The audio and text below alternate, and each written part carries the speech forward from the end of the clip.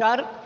भारतीय टुडे 21 से मैं आरपी पंडित आपके साथ हूं। मैं इस समय जिला करनाल के हल्का नीलोखेड़ी से कांग्रेस के वरिष्ठ नेता प्रोफेसर राजेश वैद्य जी के साथ हूं।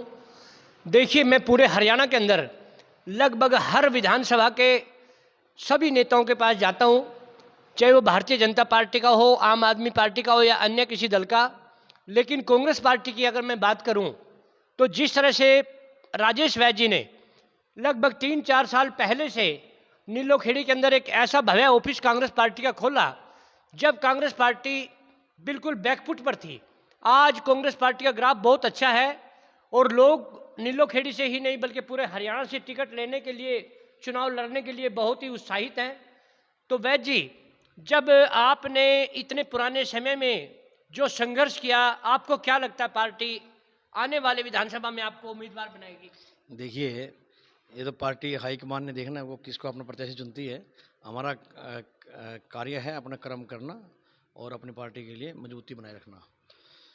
मैं 2020 में नीलोखेड़ी में अपना ये ऑफिस खोल कर बैठा हूँ और मेरा निवास है और मैं करनाल ज़िले का रहने वाला हूँ और तो मैं नीलोखेड़ी का ही हूँ। यहीं वोट है, रहन-सहन यहीं है, परिवार पूरा यहीं रहता है। तो हम तो अथक प्रयास कर रहे हैं कि आज मुझे बड़ी खुशी होती है कि लोग कहते हैं कि भाई कांग्रेस पार्टी की नीलोखेड़ी में पहचान राजेश वैद्य से हो रही है। जी। क्योंकि मेरा घर है, ये पूरा कांग्रेस में है। ये लगता नहीं कि मेरा निवास है। ये मतलब कांग्रेस का कार्यालय ही मैंने लिखा हो बाहर और मैंने लिखा भी नहीं निवास राजेश वैद्य। तो आप जैसे ही एंट्री करोगे, सड़क पर जाओगे तो देखोगे आपने कांग्रेस के झंडे, कांग्रेस के लोगों के चित्र, यहाँ पर पंडित जवाहरलाल नेहरू से लेकर महात्मा गांधी जी, बाबा साहब डॉक्टर भीमराव अम्बेडकर, सबके चित्र यहाँ पर आपको नजर आएंगे। तो एक ऐसा सुखद एहसास होता है कि भाई कांग्रेस पार्टी का यहाँ वर्चस्व है। तो लोग आते हैं और रुकते भी हैं ऑफिस को देखकर बाहर से लोग। वैसे अब जैसे आप गांव में जाते हो, जगह जगह प्रोग्राम करते हो और नीलोखेड़ी एक ऐसा हलका है जो कि 4 खंडों में बटा हुआ है, नीलोखेड़ी, त्रावड़ी, निगदू और निसंग में। तो गांव से किस तरह की आवाज़ आपको लगती है कांग्रेस के पक्ष में, और जब आप अपनी बात करते हो तो लोग आपको क्या आश्वासन देते हैं? देखिए, इस समय लोगों में, चाहे वो शहर हो या गांव हो, एक तरह से माहौल चल रहा है, एक हवा चल रही है कांग्रेस के पक्ष में। और जिसका बड़ा प्रत्यक्ष प्रमाण ये है कि आज हर व्यक्ति नीलोखेड़ी से या कहीं से भी आज टिकटार्थी है। टिकट की चाहवान की जो संख्या है वो कांग्रेस पार्टी में ज़्यादा है, क्योंकि उसकी हवा चल रही है और लोग हवा की तरफ चलते हैं। तो निसंदेह कांग्रेस पार्टी सरकार बनाने जा रही है। और जहाँ तक प्रश्न है मेरा, तो मैं तो बता चुका 2020 से, कोरोना काल से लेकर आज तक पार्टी के नाम पर मैं सेवा कर रहा हूँ। चाहे वो कोरोना काल में डॉक्टरों की सेवा से हो, हमारी बहनें नर्स हो, या हमारे सफाई कर्मचारी साथी हो, या अन्य स्वास्थ्य कर्मी हो, मैंने सदैव उनका हौसला बढ़ाया है, हौसला अफजाई किया है कोरोना काल में, और गरीब लोगों को राशन वितरित किया है। और उसके बाद 2020 में मैंने बड़ौदा चुनाव में भी बड़ी अहम भूमिका निभाई और वहाँ पर मैं जोन इंचार्ज था बड़ौदा बाई इलेक्शन में, और उसको भी जीते हुड्डा साहब के आशीर्वाद से। फिर 2020 में ही मैंने पंजाबी धर्मशाला में एक वाल्मीकि जयंती का बड़ा सुंदर आयोजन किया, जिसमें तमाम कांग्रेसी, जो सीनियर कांग्रेसी है जिले करनाल के, सबको बुलाया, सम्मानित किया और हज़ारों की संख्या में वहाँ पर लोग पहुँचे। 2020 में कोरोना काल में मुझ पर मुकदमा भी दर्ज हुआ उस समय कोरोना काल में कराने के लिए। उसके पश्चात 2020 में चेतन पैलेस निगदू में डॉक्टर भीमराव अम्बेडकर परिनिर्वाण दिवस मनाया मैंने। फिर 21 में किसानों के समर्थन में जनवरी में मैंने यहाँ पर कैंडल मार्च निकाला। लगातार 2022 में हमारे प्रदेश अध्यक्ष चौधरी उदयभान जी का मैंने प्रोग्राम कराया जब वो प्रदेश अध्यक्ष बने यहाँ पर पंजाबी धर्मशाला में। तो लगातार चाहे भारत जोड़ो यात्रा हो, यहाँ पर बड़ा हमने भव्य स्वागत किया माननीय जननायक राहुल गांधी जी का।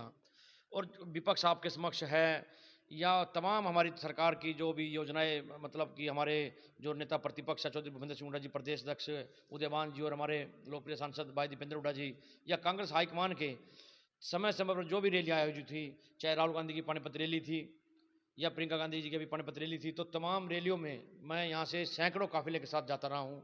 हमारे पास पूरे साक्ष्य है, उसके हमारे पास तस्वीरें हैं, आप लोग समय समय पर आते रहे हैं। तो कहने का भाव यह है कि मैं 2020 से कंटिन्यू चाहे रैली दिल्ली में है, चाहे यमुनानगर में है या अम्बाला में है या करनाल में है। लगातार करनाल में जिला मुख्यालयों पर, चाहे मणिपुर कांड हो, हाथरस कांड हो, तमाम मुद्दों को लेकर, हमेशा महंगाई को लेकर, तमाम जो जनहित से जुड़े मुद्दे हैं उनको लेकर मैं लगातार कांग्रेस मुख्यालय, जिला मुख्यालय पर, ब्लॉक मुख्यालय पर भी लड़ाई लंबे समय से लड़ रहा हूं और मुझे पूर्ण विश्वास है कि पार्टी इसको देखती है। नहीं, जो हवा बनी कांग्रेस की, आपने बोला, तो कांग्रेस की हवा तो बनाने वाले आप जैसे लोग हैं। आप जैसे और भी हो सकते हैं, लेकिन जितने प्रभाव से, जितने प्रभाव तरीके से आपने हल्का नीलोखेड़ी में नहीं बल्कि पूरे हरियाणा में काम किया, मैं लंबे समय से देख रहा हूं। तो आने वाले समय में अगर आपको मौका मिलता है नीलोखेड़ी से, तो नीलोखेड़ी को सबसे पहले ऐसा कौन सी पहचान आप देंगे जिससे नीलोखेड़ी की जनता बहुत पुराने समय से तरस रही है? देखिए, इस समय नीलोखेड़ी हलके में जो शिक्षण व्यवस्था है, जो शिक्षा व्यवस्था है, वो पूरी तरह से चरमरा चुकी है।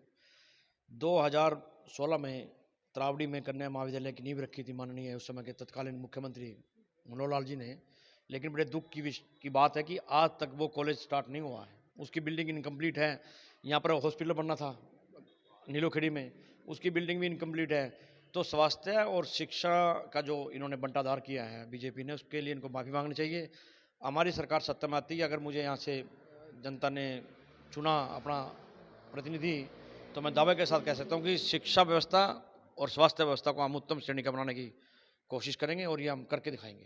देखिए, प्रोफेसर जी ने अपने अनुभव का एक साझा करते हुए आम जनता को यही आश्वासन दिया और कहा कि अगर हमें मौका मिला तो हम शिक्षा व्यवस्था, इसी पर सबसे पहला हमारा एक नज़र होगी और आम जनता को एक तोहफा देंगे। दोबारा से हम फिर बात करेंगे, तब तक के लिए जय हिंद, जय भारत।